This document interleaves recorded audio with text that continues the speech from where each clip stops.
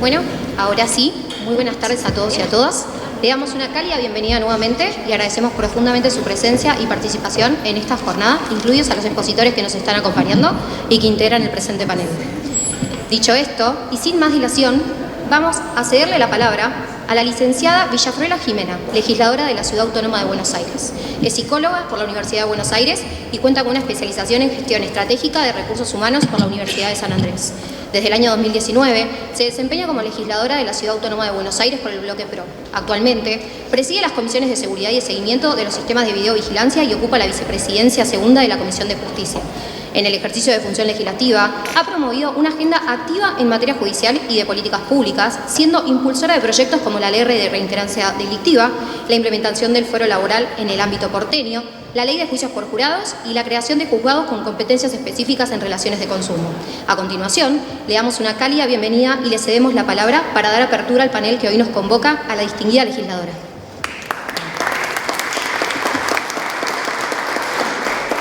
Bueno, muchas gracias por la presentación. En primer lugar, agradecer a la Asociación de Empleados del Poder Judicial de la Ciudad por la invitación, a mis colegas Francisco e Inés por la coordinación y llevar adelante tan profundo y relevante encuentro como el que estamos llevando en el día de hoy, porque sin lugar a dudas se reviste una importancia sustancial, toda vez que este proyecto está siendo, bueno, en realidad hasta hace poco, llevado en debate en el Congreso, pero también porque es un tema que despierta mucho interés en la arena pública y en el público y en la ciudadanía en general. Entonces, en primer lugar, felicitar y celebrar que este tipo de jornadas se lleve adelante. Porque además, en un tema tan importante para la sociedad, para el país, para la ciudad de Buenos Aires, en definitiva, lo decía recién, para toda la Argentina, permitirnos reflexionar sobre algo tan importante en esta materia que tiene que ver con los jóvenes en conflicto con la ley y cuáles son las respuestas desde el Estado que brindamos y cuál es la respuesta no solo hacia ese joven, sino también a la sociedad y a la víctima, es fundamental. Dicho esto, la verdad es que he coincidido con muchos aspectos que se plantearon en el panel anterior. Quisiera hacer referencia a algunos puntos, sobre todo en honor al tiempo, y sé que todos tenemos una agenda un poco complicada en esta instancia, pero sí me parece interesante marcar lo siguiente, que es preciso y necesario hacer una reforma en el marco normativo a nivel nacional. Considero que sí, entonces ese para mí es como un primer punto. Hay una necesidad de mejorar en las respuestas, no solo de cara a los jóvenes en conflicto con la ley, sino también de cara a la sociedad en general y en lo particular a las víctimas. Este es un sistema, mirando el actual, que es un sistema donde partimos de un sistema tutelar, donde los roles cambian, las participaciones, ya sea el de la víctima, no es contemplado en el sistema actual. Entonces, toda mejora que nosotros podamos llevar adelante, sin duda, es más que importante. Yo me voy a referir al dictamen que surgió en el mes de mayo, que creo que fue acompañado por más de 70 firmas de diferentes espacios políticos, y en esa línea es donde marco que es una oportunidad, lo decía el panel anterior también, para modernizar y en algún punto poder concentrar todo lo que haga referencia al sistema penal juvenil. Dicho esto, uno de los puntos que plantea la propuesta, es bien sabido, es la baja de la edad de punibilidad de 16 a 14, y entiendo que en relación a eso hay todo un debate y diferentes miradas, pero a mí también me parece muy importante determinar, y sobre todo en nuestro rol como legisladores, y claro está que no es nuestra competencia determinar la edad o no, pero sí, y de tal forma lo hemos hecho cuando se trabajó en el marco del régimen penal juvenil de la ciudad, es en determinar cuál es el mecanismo, cómo vamos a diseñar esa intervención. ¿Por qué traigo esto? Porque me parece que el dictamen del Congreso sí tiene interesantes puntos de vista en relación a la incorporación de principios, de cuestiones que se basan en garantías procesales, constitucionales y de convenciones internacionales que presentan una mejora a la situación actual normativa desde el punto de vista de nación. Hago el paralelismo con la Ciudad de Buenos Aires. La Ciudad de Buenos Aires, tengo que decir que ha sido pionera en desarrollar un marco normativo que presentó diferentes mecanismos de resolución de conflictos, lo decía el panel anterior, medidas que tenían que ver con la mediación, la remisión y otras cuestiones, también con una mirada de justicia restaurativa. Es decir, traigo esto porque la Ciudad de Buenos Aires tiene un camino allanado en ese sentido, y que por supuesto siempre presenta oportunidades para seguir trabajando, pero sin duda hemos alcanzado tanto con la especialización. De hecho, la justicia de la Ciudad de Buenos Aires tiene juzgados penal juveniles. Eso es muy importante porque todos somos conscientes de la necesidad de la especialidad en la materia para poder abordar a los jóvenes en conflicto con la ley. Entonces, dicho esto, me parece que es un dictamen que ha incorporado principios rectores determinados por la Convención de los Derechos del Niño, diferentes convenciones internacionales, que hacen al abordaje una mirada diferente, donde está puesto también el foco en el respeto de los derechos y de las garantías procesales en ese sentido. Vuelvo al tema de por qué es importante el diseño, en qué tipo de intervención. En primer lugar, porque me parece que lo que no puede pasar es que la intervención llegue tarde, y creo que ahí tenemos una oportunidad. A la hora de diseñar una intervención, esa intervención siempre tiene que ser temprana. Tiene que ser una intervención que al joven en conflicto con la ley, que comienza muchas veces con una falta, con una contravención o un delito menor, que luego puede devenir en la comisión de delitos más graves, es importante que el Estado pueda dar una respuesta desde el inicio. ¿Para qué? Con la idea y con el objetivo de poder romper con un ciclo de reincidencia, poder romper con un ciclo de continuar en un ambiente o en un ambiente o una situación delictiva. Por eso pongo el foco en la importancia de diseñar un buen marco de intervención para poder lograr los objetivos que en un régimen penal juvenil como el que se está trabajando tienen que, y me parece muy interesante esto, vuelve a la base de un modelo donde está basado en la responsabilidad del joven.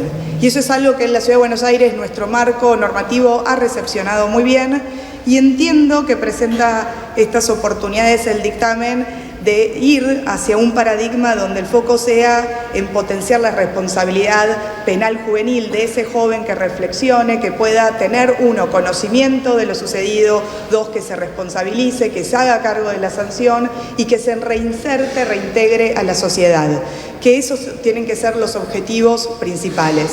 Creo también que el dictamen presenta diferentes medidas alternativas, las mencionaba al principio de la intervención. No solo hace referencia a las medidas de la pena privativa de la libertad, sino a un conjunto de otras medidas que justamente tienen este objetivo: poder acompañar y orientar a ese joven en conflicto con la ley penal. Me parece que se trata de eso. Si solo nos quedamos con el castigo, me parece que son medidas cortoplacistas, y nosotros tenemos que pensar más hacia el futuro y la proyección de cada joven para evitar que vuelva a delinquir, porque se trata de evitar la reincidencia. Se trata de poder tener que ese joven que ha caído en una situación conflictiva pueda tener otra oportunidad y que pueda tener un plan de vida más acorde a una proyección, más acorde lejos de situaciones delictivas que claramente perjudican el desarrollo de su vida personal y en todo sentido. Entonces, dicho esto, me parece que esto es un primer paso. Obviamente que en el Congreso tienen que seguir dando el debate, tienen que llevarse a las cámaras para que se siga debatiendo, y ahí veremos si se puede llegar a la sanción de esta ley o no. Pero marco el primer paso porque muchas veces nos pasa en la legislatura que llevamos adelante debates con diferentes miradas, porque es sano también disentir y proponer diferentes opiniones respecto a una misma temática, y de pronto uno puede llegar a un determinado consenso que sin duda es mejor que la situación actual. Entonces, lo que digo es, me parece que esto también es un dictamen que puede tomarse como un primer paso, a sabiendas que hay mucho camino por recorrer, y que sin lugar a dudas, si el camino de este dictamen termina siendo en la sanción de una ley, habrá que trabajar mucho en la articulación entre el Gobierno Nacional y las distintas jurisdicciones, que son en definitiva y al final del día las que llevan adelante también este tipo de políticas. Me refiero a la inversión en programas, en actividades, en talleres, acciones que desde la Ciudad de Buenos Aires tenemos mucha experiencia a través del Consejo. Entonces, me parece que hay una parte de la implementación que también va a llevar o requerir mucha responsabilidad, no solo para tener una ley, sino también que sea una implementación efectiva. Así que tengo que ir finalizando porque acá ya me pasaron el cartelito, pero sí digo que todo lo que podamos desde el Poder Legislativo, Judicial y Ejecutivo articular y trabajar en pos de una mejor justicia, en pos de una justicia más eficiente, más ágil y transparente y por sobre todo cercana a las realidades que nos rodean, bienvenido sea. Así que ojalá que este encuentro, y estoy segura que así va a ser, sirva mucho para profundizar y continuar debatiendo en la temática. Muchas gracias. A continuación, el doctor Martiniano Terragni, quien es abogado especializado con título de Magíster en Derecho Penal por la Universidad de Buenos Aires. Además, se desempeña como profesor adjunto regular en el Departamento de Práctica Profesional de la Facultad de Derecho de la Universidad de Buenos Aires y es docente en la cátedra de la profesora Mari Beloff en la misma casa de estudio. Un fuerte aplauso para Martiniano Terragni.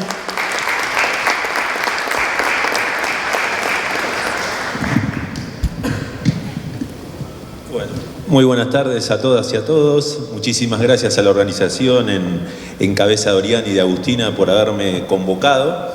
Y si bien sé que es difícil por el horario y porque surgen muchísimas ideas y reflexiones, voy a tratar de tomar algunas del panel anterior y proponerles una pequeña burbuja de pensamiento para ver por qué estamos discutiendo si son 14, si son 13 o si son 12 años la edad futura de responsabilidad penal en Argentina, más allá de si eso puede llevarse adelante, si es inconvencional, si es regresivo, ¿por qué estamos en esta situación?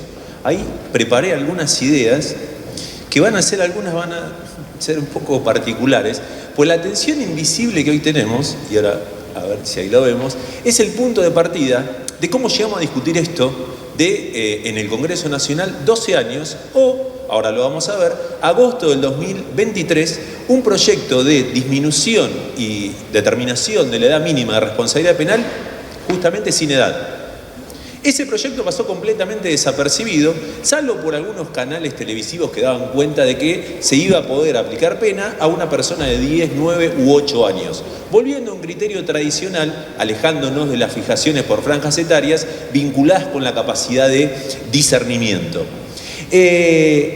Esto es algo que a mí me gustaría, es una especie de pequeño cuaderno que en algún momento se va a animar y van a escuchar ahí o van a leer algunas cosas, que tiene que ver con esto. La profesora Beloff hace más de 10 años escribió un artículo que lo pueden buscar por internet que se llama Una sensata cantidad de liberacionismo. Por ahí creo que decía Romina las ideas de el desarrollo de la corteza cerebral, las edades, las capacidades calientes y frías. El problema, nos parece a nosotros humildemente, es que en los últimos más de 10 años en Argentina las reformas legales fueron completamente asistémicas. Entonces, cuando nosotros empezamos a ver todas juntas, no vemos la cantidad de capacidades que tienen los chicos y chicas por debajo de los 18 años. Aunque, como verán ahí, la venta de alcohol, en la publicidad que dice rápidamente, prohibida su venta a menores de 18 años. Y el grooming protege hasta los 18 años. Entonces, ¿cuál es el tipo de adolescente y de niño que hoy tenemos frente a la imputación de un delito? ¿Es el que es víctima hasta los 18 y merece una protección que la profesora Beloff va a llamar paternalista justificada? ¿O va a tomar posiciones liberacionistas, capacidad de actuar pleno en una definición allí práctica médica de la interrupción voluntaria del embarazo a los 13 años? En ese mismo artículo, se tomaba como un ejemplo paradigmático de esta situación a los efectos de una reflexión que hasta el día de hoy sería necesario tenerla desde el ámbito de familia, comercial, laboral, es el artículo 26, última parte, del Código Civil y Comercial de la Nación, donde plantea que las y los adolescentes tienen derecho al cuidado de su propio cuerpo como si fueran personas adultas. No hagan timidez cuando haga así, ahí viene ustedes me hacen la segunda. Adultas. Cuando dicen adultas, ahí tenemos un problema. Los adolescentes de 16 años que hoy pueden sufragar, que pueden realizar una práctica médica incluso de carácter irreversible, pueden ser considerados también adolescentes a los efectos de la aplicación de la ley penal o podrían ser, como está ocurriendo en estas precisas semanas en el resto de América Latina. Pero en este callejón, insisto con esta idea, nos metimos nosotros solos. Digo nosotros, la comunidad jurídica. Porque siempre la respuesta era, che, ¿no tenemos un problema con el 26? No, porque eso es solo para el ámbito del cuidado de la salud. Bárbaro. ¿No tenemos un problema con la modificación del Código Nacional Electoral y la Ley 2278? No, porque es el ejercicio de derechos civiles y políticos. Bueno, hoy en día el vaso terminó derramando y desde el año pasado, el vaso liberacionista, nos encontramos muy fuertemente con algo que, más allá de su construcción grosera y conceptualmente equivocada, es realmente algo que se escucha usualmente y que es a delito de adulto, pena de adulto. Esto lo ha dicho, por ejemplo, el año pasado, el jefe de gabinete de la Nación cuando presenta el primer informe de gestión. Dice, hay que modificar la ley penal y a delito de adulto, pena de adulto. Insisto, más allá de las inconsistencias que esa expresión pueda tener. Acá vemos el ejemplo que yo les decía, ahí tienen los datos, el proyecto de la diputada Agustina Propato y centralmente el punto segundo, el artículo cuarto, vinculado con la imputabilidad, verán allí agosto del 23, y esto pasó, por así decirlo coloquialmente, por debajo del radar, la idea de determinar la responsabilidad penal a partir del juicio de discernimiento, que es una práctica completamente, al día de hoy, abandonada en la técnica legislativa latinoamericana. Es decir, como veíamos antes, fijaciones de edades de distinto tipo y color por debajo de los 18 años, habilitando decisiones como si fueran personas adultas, y además de eso lo que vemos aquí es una perforación absoluta, es decir, ya diría la eliminación de un piso de edad mínima de responsabilidad penal. Por ahí escuchaba alguna cuestión del panel anterior y pensaba, si alguien llega a ver desde donde están sentados ustedes lo que es esto, es aplauso, medalla y beso. ¿Saben qué es esto? El petitorio original presentado, ahí está la firma, por el señor Bloomberg. Estamos hablando de, esto es como para pensar un poco, más de 20 años atrás. Uno de los puntos es modificación del régimen penal de la minoridad, sin decir edades. Por supuesto, al momento de expresarse, hace 20 años atrás, se hablaba de los 14 años. Y este petitorio, para ustedes son todas y todos muy jóvenes, por lo que veo desde aquí, cuando uno salía de bailar, iba a comprar el diario, a un kiosco de diarios, salía del boliche, el kiosquero había que firmar el petitorio Bloomberg. Se firmaba en un kiosco de diarios. Pero a mí me resulta curioso que se modificó el monto máximo del concurso a los 50 años, que se adoptó para algunos supuestos muy cuestionables la inescarcelabilidad de algunos delitos, pero lo que no se logró modificar, entre otras muchas cuestiones que hizo este petitorio, fue el régimen penal de la minoridad. Y uno se pregunta, en esa ola punitiva que era realmente, en eso creo que puede haber un consenso, acerca de que esa ola punitiva alteró completamente la dinámica que ya venía bastante, toqueteada, por así decirlo, sin un análisis racional del Código Penal. Bueno, esta fue la última ola punitiva grande y sorprendentemente uno podría preguntarse, en nuestra sociedad, y creo que alguno de los panelistas lo reflexionaba, ¿en 20 años cambió tanto? Porque estamos en un contexto, que esto es importante desde el punto de vista legislativo, este año se ha sancionado en el Congreso Nacional la ley de reiterancia, la ley de reincidencia, la ley antimafia, la modificación del decreto, eso Poder Ejecutivo Nacional, modificación del decreto de migraciones, que es muy interesante en términos de ver cuándo es la facultad o cuándo se activa la facultad administrativa de expulsión, simplemente por una condena de primera instancia. No es necesario que esa condena sea revisada o confirmada. Digo, el escenario en el cual estamos discutiendo esta cuestión específica de derechos de niñas, niños y adolescentes, me da la idea de veces que parece como una cancha inclinada, ¿no? Como que, por lo menos legislativamente, durante este año hemos tenido este tipo de reformas que claramente van en un sentido muy claro y muy específico, y hay que decirlo, digamos, en un sentido claro. Ahora bien, ustedes seguramente no tengo que presentarles lo que están viendo, porque imaginarán lo que se trata. Ahora, lo que a mí me llama la atención, y por eso se los quería compartir, dispensándome de la falta de academicidad que puede tener este fragmento, es la mesa de Mirta Legrand. Entonces, cuando un tema llega a la mesa de Mirta Legrand y se expone con la sencillez, que esperemos poder verlo, digo, acá tenemos un problema comunicacional. Porque es tan sencillo decir que un niño tiene los mismos derechos que una persona adulta. ¿Y por qué cuando actúa en tal carácter es niño y cuando actúa en otra situación puede ser adulto? Me llevó a recortarles este pequeño fragmento, si lo podemos llegar a ver. Lo que estamos diciendo es que, ahora, justo que surgió este tema, una chica de 13 años, de 12 años, es chica para quedar embarazada, pero un nene de 12 años no es chico para matar. No es grande. El nene puede matar a los 3 años. Grande para ir preso. El nene puede matar a los 3 años, los 4, los 5. No viene al caso eso. Pero si estamos cuidando a una menor de que no quede embarazada por ley, podríamos usar la ley de imputabilidad ¿Para también hacer para un qué nene cosa? que no pueda matar. ¿Para hacer qué cosa? Que a los 11 años esté frente a un fiscal que le haga un interrogatorio con una luz acá. ¿Para qué cosa? Bueno, ¿para qué cosa? pero no les resuena raro esto de que... No me resuena. No, Bueno, realmente no. Pero yo o sea, que quería legalmente una chica no puede quedar embarazada porque es porque No, está mal. está embarazada. Está mal, No, que pero podrá que no quedar esté embarazada. tan mal, Yo pero que no podría esté responder tan mal para la ley que un nene mate a los 13. No, está mal. Lo que pasa es que es una decisión de... Bueno, lo dejo.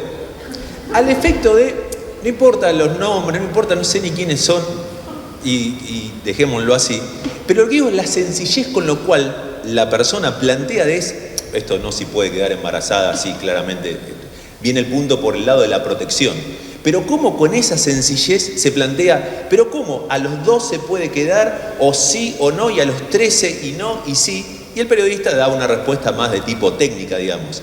Pero pareció súper elocuente acerca de cómo se van mezclando las edades y cómo eso realmente en algún punto contamina el discurso público, digamos, ¿no? Muy elocuente ese pequeño fragmento que recién le comentaba. Esto, en honor al tiempo, lo voy a saltear. ¿Dónde estamos hoy? Lo dejo correr y esto es lo grave que espero que no se diga por fuera de este salón hermoso que compartimos hoy. ¿Qué está pasando hoy en América Latina? Mientras nosotros, con cierto delay, digamos, temporal, esto en algún momento, ahí si lo puedo enganchar, si no, con cierto delay temporal, bueno, se los cuento lo que tendría que ocurrir. Es esto, nosotros estamos hablando del piso. Si el piso son 14, si son 13, si son 12, si no tiene que haber piso, es decir, la edad que hoy tenemos de 16 años. El problema es que en este año 2025, Perú, Ecuador, luego de una experiencia fallida de Brasil durante la presidencia de Dilma Rousseff y una enmienda constitucional que quedó a mitad del camino, no modifican el piso de la edad penal. Si no saben qué modifican, el techo. Y hacen realidad la frase de a delito de adulto, pena de adulto. Ecuador recientemente, en la Ley de Integridad Pública, que se sancionó hace menos de 3 semanas, y Ecuador con otra ley, aquí tienen un poco la idea, esta idea de Perú promulga ley para juzgar a adolescentes como adultos, que tiene que ver haciendo esta idea de a delito de adulto, delito grave, especialmente en el caso de Ecuador, van a ser juzgados y sancionados como personas adultas. Esto es, donde lo tenemos, mayo del 2025, que dije, bueno, solo voy al primer encuentro cuando estaba programado con el caso de Perú.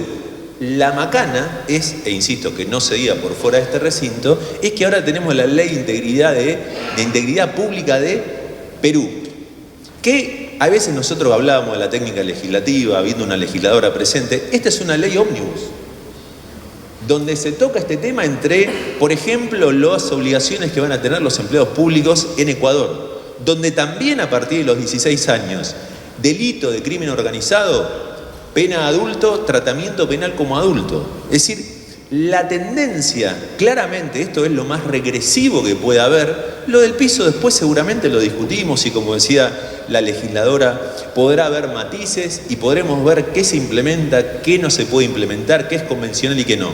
Ahora, el problema más grave tiene que ver con el techo. Y tiene esto quizás alguna relación con el artículo 1 de la Convención sobre Derechos del Niño, porque hay una parte que sabemos todos. Toda persona es niño hasta que cumple 18 años. La segunda parte es como el lado oscuro de la luna, es salvo que la ley permita antes adquirir la mayoría de edad. Y estos son casos en los cuales para las leyes de Perú y de Ecuador, en casos graves, el tratamiento va a ser de persona adulta. Simplemente esto es algo que le puede ocurrir a uno en un invierno, era otoñal para la primera presentación, preguntar, y por ahí alguien, creo que decía Norris, lo de la inteligencia humana, ¿no? Bueno, entonces yo, con favores que voy a ver cómo hago para pagar este tipo de favores con el tiempo, quería que se me informe, desde el punto de vista de distintas organizaciones, qué criterio había respecto de la disminución de la edad penal en Argentina. Se hablaban las compañeras de los datos empíricos, que aquí aparecen pero están recortados, de la incidencia estadística, de los contextos familiares, de las vulnerabilidades, etcétera, etcétera. Bueno, conclusión general, no es jurídicamente recomendable, no lo digo yo, sino, ahora vamos a ver los pedidos que hicimos. No es jurídicamente recomendable ni empíricamente justificable bajar la edad. Bajar la edad de imputabilidad, si bien no contraviene específica el derecho internacional, sí iría en contra de las recomendaciones generales. Desde el punto de vista empírico, la evidencia es contundente, no existen datos estadísticos que justifiquen una baja de la edad. Bien. Ay, perdón, se me fue la broma. Miren la inteligencia humana que me dijo eso. O sea, yo hubiera esperado otro resultado, ¿no? En un domingo otoñal uno lo ve y dice, ¡epa! ¡Qué bueno esto! Gemini, Perplexity y Open, el ChatGPT, me dieron esas respuestas, pero mucho más largas, con datos que a veces uno no los tiene tan a mano, diciendo, bueno, si la inteligencia humana, por así decirlo, o un gran consenso dice no bajar la edad, y con estas fuentes de producción y de exhaustividad que algunas de estas pretenden tener, también nos dicen que no bajar la edad. Entonces uno podría preguntarse, ¿para qué bajar la edad? ¿Cuál es el sentido que vamos a tener? Nota al pie cuando las escuchaba a las compañeras, hoy sabemos lo que está pasando con el nuevo Código de Procedimientos Penal Juvenil de la provincia de Córdoba, que regula un proceso especial para las personas por debajo de la edad penal mínima. Hoy sabemos lo que está pasando en Santa Fe con una ley que hace 3 semanas se puso en marcha con un procedimiento específico por debajo de la edad penal mínima. Por ahí creo que lo decía Norris, con esto la ciudad de Buenos Aires va para atrás, pero muchas provincias, o por no decir casi todas las provincias, van para atrás porque, me van a disculpar la expresión, aquí parece haber una tentación ambacéntrica en lo que son los derechos de niños, niñas y adolescentes en conflicto con la ley penal. La realidad de lo que uno puede observar en la discusión y en el debate parlamentario hoy en Argentina no parece responder a las realidades que pasan en Chaco, Entre Ríos, Chubut, Neuquén, Salta, Tucumán, etc. Eso parece ser otra realidad compleja, con lo cual, si hoy decimos la ley 2272 tiene que ser necesariamente articulada con los sistemas legislativos provinciales, tanto de protección como procesal penal juvenil, bueno, más difícil va a ser el camino cuando las legislaturas provinciales se encuentren, por ejemplo, que la prisión preventiva tiene una duración de 2 años. Cuando hay jurisdicciones que la tienen mucho más limitada en el tiempo, 60, 90 días, etcétera, etcétera. Destaco una idea académica aquí de la profesora Veloz para pasar al cierre, que tiene que ver con esta idea de la dimensión pedagógica. No noto, me parece muy consistente y muy coherente lo que uno puede leer y escuchar acerca de este dictamen, aprobado por, decía la diputada, más de 70 votos, 77 si mi memoria no me falla, en términos de que hay una coherencia marcada. Esto es para, en principio, sancionar. Nori decía los lugares de cumplimiento, la ausencia de justicia restaurativa, la complejidad que tiene para arribar a una conciliación, los límites que tienen, y después veremos cómo se lleva adelante las cuestiones vinculadas con las salidas alternas, articulación de nuevo, ley de fondo con ley de forma. Pero para los chicos y las chicas, nosotros lo señalamos con profunda convicción de que el reto está en el rito. El reto que tenemos es el rito. Cómo hablamos, cómo escribimos, cómo son las audiencias, qué se entiende o qué no se entiende de lo que se está diciendo, porque parece, o puede ocurrir, que en ocasiones la justicia juvenil, como hay veces pasa con la justicia penal de adultos también, juega como si la persona que está adelante entendiera lo que está ocurriendo. Y aquí veo muchas y muchos operadores hay veces que los chicos están como en un partido de tenis, hablando, el fiscal le habla a la defensa le habla al fiscal, sin entender lo que está ocurriendo, salvo en algunas expresiones específicas de la ley 2451 acerca de la no utilización, mejor dicho, de latinazgos o expresiones de difícil comprensión. Para cerrar, y con una anécdota, que no es mía tampoco. Todos recordarán el partido, o la mayoría, o lo puede ver porque es un hito cultural, digamos, que fue el partido Argentina-Brasil de 1990. ¿Se acuerdan? Gol de Canilla, 1-0, etc. Primer tiempo, partido dominado completamente por Brasil, pelotazo. Los del palo son en el segundo tiempo, que hay una jugada que patea un brasilero, palo, en el rebote patea otro brasilero, travesaño. Bueno, los jugadores argentinos desconcertados van al vestuario, empieza a pasar el tiempo, el DT, el doctor Bilardo, no decía nada, suena la chicharra, hay que volver a la cancha a jugar. Los jugadores se miran, no hay cambios, volvemos con el mismo equipo, bueno, empiezan a subir la escalera y el doctor Bilardo de atrás dice, che, esperen un segundo, si se la siguen dando a los de amarillo, vamos a perder, que era la camiseta de Brasil. Yo diría que si le seguimos pasando la pelota a los liberacionistas, los derechos de niños, niñas y adolescentes realmente van a perder como nunca. Muchas gracias.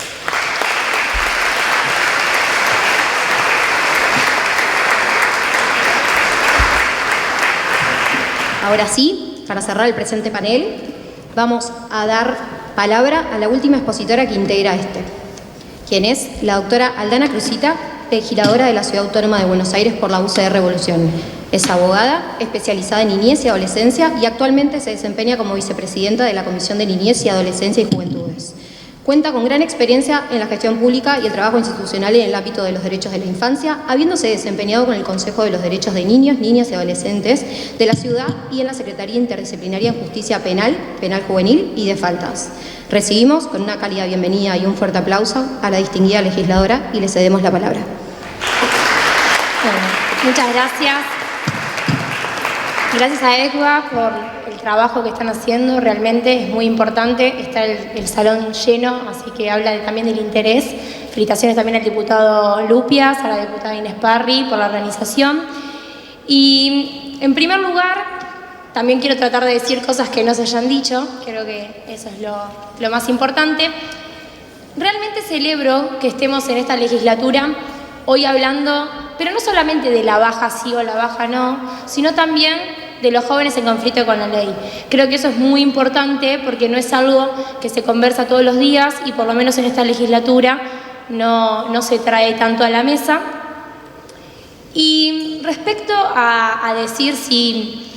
Es muy difícil decir si estamos a favor de la baja o en contra, en donde nos encontramos en un contexto en que la Ciudad Autónoma de Buenos Aires no cuenta con la autonomía plena, en donde no contamos con todas las herramientas, ni los delitos transferidos, ni las competencias, ni mucho menos los recursos, para poder aplicar esta baja, ¿no?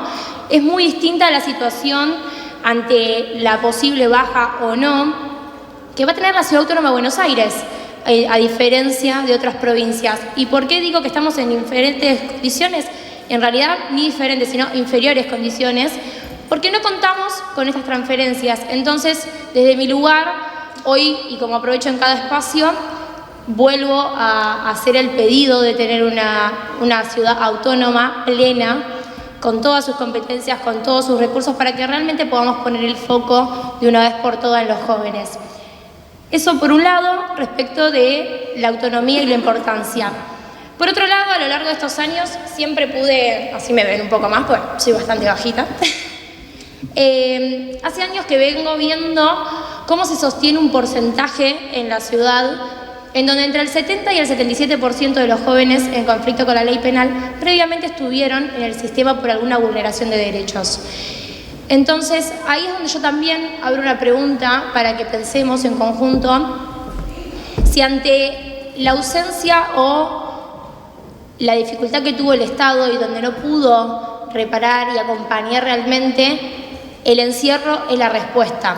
Pues estamos hablando que un porcentaje muy alto de los jóvenes que antes estuvieron en el sistema por distintas vulneraciones, hoy en día terminan en conflicto con la ley penal. Entonces también deberíamos rever qué políticas públicas estamos dando a esa niñez, previo a que no sea solamente el contexto del encierro la respuesta a todo. Y algo que me gusta destacar, que muchas veces se habla de la reinserción de los jóvenes, y yo creo que todavía estamos un paso más atrás. Tendríamos que hablar de la inserción de los jóvenes en todo sentido. Entonces hay muchas cosas que tenemos que repensar antes que la única alternativa sea la baja sí o la baja no.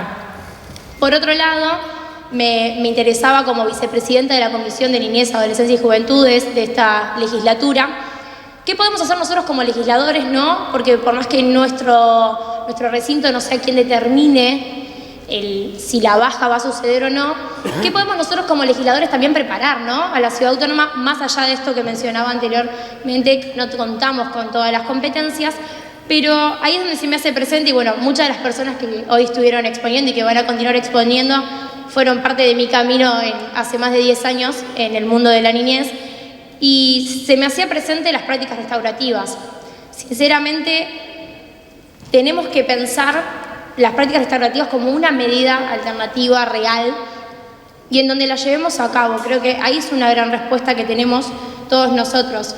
¿Y por qué me refiero al uso de las prácticas restaurativas en la ciudad y en el sistema de justicia penal juvenil? Porque cuando se produce un conflicto o un delito, no solamente se está vulnerando la normativa, ¿no? La norma jurídica, sino que también estamos hablando de que se está rompiendo vínculos sociales. Y acá se hacen presentes 3 actores, en donde nos encontramos tanto con la víctima, el ofensor, pero también la comunidad. Porque no solo el Estado puede ser el responsable, sino que esto tiene que ser una articulación en conjunto, y es ahí donde también vengo a plantear y a manifestar lo importante que es un cambio de paradigma en nuestra sociedad, lo importante que es que la comunidad se involucre ante estos jóvenes y ante las problemáticas, y entender por qué el joven termina en conflicto con la ley penal, mucho más que estar pensando en el castigo o en reprochar. Y creo que solamente pensar en las consecuencias como el castigo no es la solución, sino que debemos pensar en reparar, restaurar, reconstruir y distintas alternativas que realmente evite que este joven vuelva a estar dentro del sistema, ya sea penal juvenil o el día de mañana en el sistema de adultos, que eso es lo que tenemos que trabajar principalmente. Cuando nos ponemos a pensar entre la baja sí o la baja no, bueno, la baja acompañada ¿de qué? ¿De qué políticas públicas? ¿De qué herramienta? ¿Por qué queremos que el joven ingrese antes a un sistema cerrado? ¿Con qué beneficios? O principalmente, ¿para qué? Pero también digo, ¿por qué no? Es una cuestión de pensarlo, pero tenemos que ver principalmente qué políticas públicas le vamos a dar a más temprana edad. Y haciendo mención a las prácticas restaurativas, en donde sé que es necesario hacer un cambio de paradigma en la ciudad para poder empezar a aplicarlas, pero tenemos casos testigos y muchas de las normativas que hoy en día se llevan a cabo en la ciudad respecto de niñez fueron pioneras en otros lugares del mundo, y es ahí donde hace uno un poco el derecho comparado. El doctor lo estaba haciendo anteriormente, pero en Nueva Zelanda sucede las prácticas restaurativas, tenemos los Family Group Conference, en donde se lleva a cabo de forma articulada y donde la comunidad es partícipe. También lo tenemos en Canadá, en donde fue pionero también en algún punto, bueno, en Noruega, en donde no es una alternativa, pero sí es un complemento. Deberíamos repensar cómo podemos nosotros llevarlo a cabo. Y esto viene a fortalecer la justicia, y tenemos respuestas claras y tenemos ejemplos claros en donde sí funcionó. Pero sé que también es importante hacer mención, obviamente, a la ley 2451, que todos dirán, bueno, ya tenemos nosotros acá en la ciudad lo que es el régimen procesal penal juvenil, en donde se habla de las prácticas restaurativas.